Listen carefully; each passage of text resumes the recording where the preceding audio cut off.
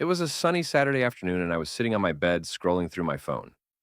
I'd been planning to meet my friends for a movie later that day, but something unexpected happened. My dad knocked on my door, which was unusual because he normally just called my name. "Can we talk for a minute?" he asked, sounding serious. I immediately felt a knot in my stomach. My dad didn't usually talk to me in that tone unless something was wrong. I quickly put my phone down and sat up straight. "Sure, Dad, what's going on?" I asked, trying to sound calm. He walked into my room and sat down on the edge of my bed, his face stern. I could tell this wasn't going to be a normal conversation. "Why did I get a call from your school today?" he asked, raising an eyebrow. I froze. A call from school? I hadn't done anything wrong, or so I thought. I racked my brain trying to figure out what the issue could be, and then it hit me.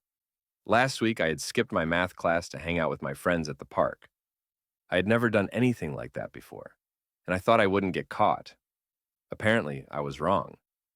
Uh, Dad? I can explain, I stammered, my heart pounding. I could feel the sweat forming on my forehead. "You skipped class," he said flatly, his eyes fixed on me, "and you didn't tell me about it. Why?" I took a deep breath. "Dad, I know it was wrong. I wanted to hang out with my friends, and I didn't think missing one class would be a big deal. I was going to catch up on the homework later." He sighed deeply, and for a moment, I thought he might be more disappointed than angry.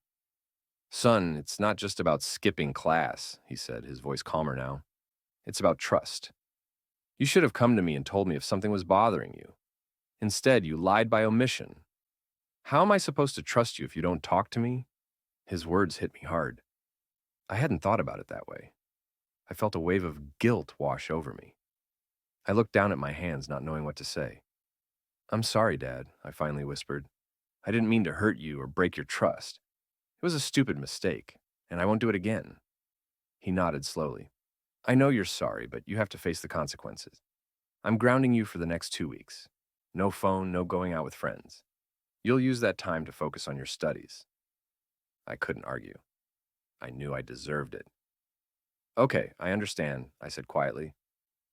He stood up and put a hand on my shoulder. "We all make mistakes. What's important is that you learn from them. I'm not mad, just disappointed. But I know you'll do better next time." I nodded, feeling a mix of relief and regret. At least he wasn't furious, but I had learned a tough lesson. As he walked out of my room, I sat back on my bed, staring at the ceiling. I was in trouble, but at the same time, I realized that my dad just wanted what was best for me. I promised myself I wouldn't let him down again. The next 2 weeks would be tough, but I was determined to make things right. As the first few days of my grounding passed, I began to reflect more on what had happened. Without my phone or distractions from friends, I had a lot of time to think. At first, I was annoyed. I couldn't go out, and the silence felt strange. But soon, I realized that this quiet time was exactly what I needed. I spent more time with my family, something I hadn't done in a while. My mom noticed the change, too.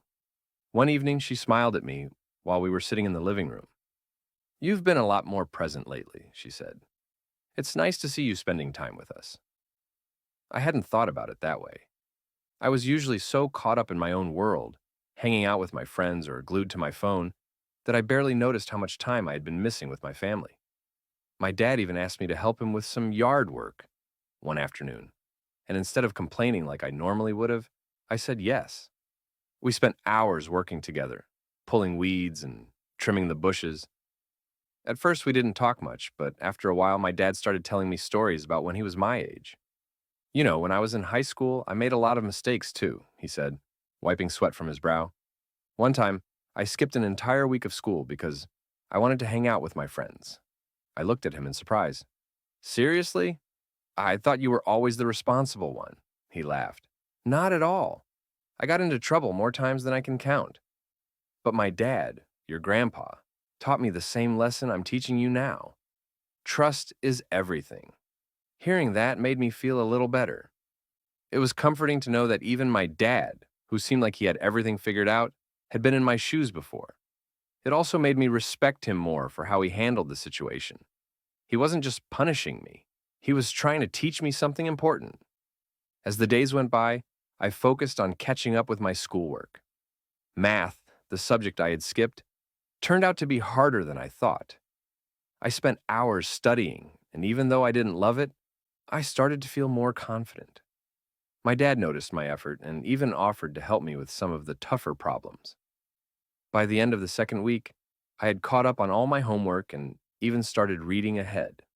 The grounding had turned into an opportunity for me to reset, and I was starting to appreciate the time I had spent away from my phone.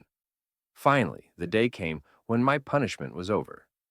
My dad knocked on my door again, this time with a smile on his face. "I think you've learned your lesson," he said, handing me back my phone. "I'm proud of how you've handled yourself these past 2 weeks." I took the phone, but found that I wasn't as eager to jump back into my old habits. Instead, I thanked him. "I've been thinking a lot, Dad. I realized I was spending too much time away from home, too much time online. I don't want to mess up again." He smiled, nodding in agreement. "That's the real lesson, son. It's not about being perfect. It's about learning and growing." That weekend, I was finally allowed to meet my friends again, but something had changed. I didn't feel the same rush to be constantly connected to my phone or to go out all the time. I had a new appreciation for balance and for the trust that I had almost lost. As I walked out the door to meet my friends, I turned back and smiled at my dad, who gave me a thumbs up. I knew he was proud of me, and more importantly, I was proud of myself.